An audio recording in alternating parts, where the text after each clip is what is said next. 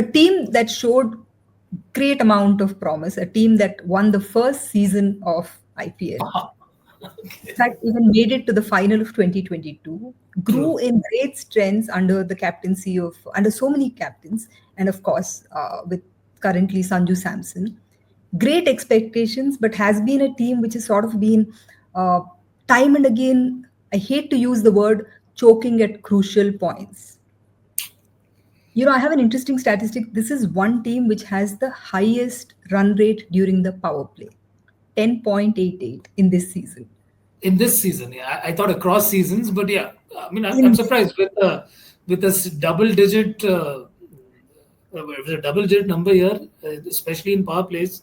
They had to be in the top four at least. But come on, So I that think essentially tells you that there's you pretty much have your batting, your power play sorted out with Suryavanshi coming into the scheme of things. Of course, it's one season, and we wouldn't really want to jump the gun there, but definitely he is there as the future of RR, and there is Sanju, and there is Dhruv Jurel, and there is of course Yashasvi Jaiswal, who's the future of Rajasthan Royals.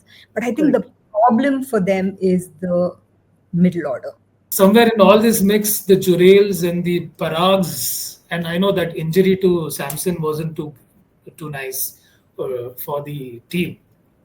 So in But fact, I somewhere, think, and sorry, I was saying with Jurel and going forward for RR, Jurel and Parag play very sort of similar roles in that true, position.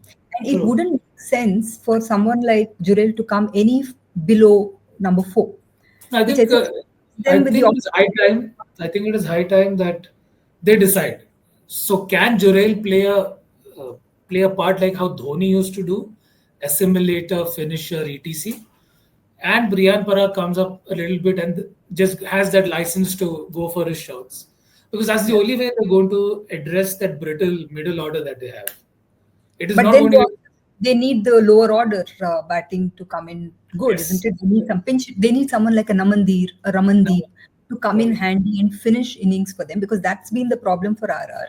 And also, I correct. think they pretty much, with no offense meant, it was almost a non-existent bowling this time. Yeah, With Archer being there, but not really in the.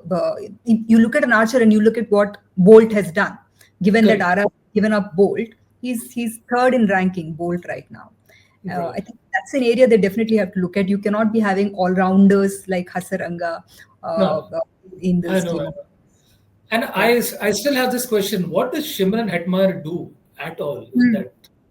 I mean, I understand he's the toast of CPL. I mean, he had some very good seasons many years ago, apparently. Yeah. So what Shimran Hetmar, the moment he enters the IPL, he loses the plot, and I have not seen him having a 300 or 400 run tournament ever. I might be horribly mistaken, but for someone who has the impact or has the impact in CPL, doesn't really replicate it in the IPL. So Yeah. Shimran Hetmar is something that they have to look into. But credit to RR where due. They just know how to give youngsters the opportunities. It is nice to see that. But then once again, I take out what Ambati Rayudu said. It's been 17 years. I have grown into a 35-year-old individual. I saw them win when I was 16. I have not seen them win anymore.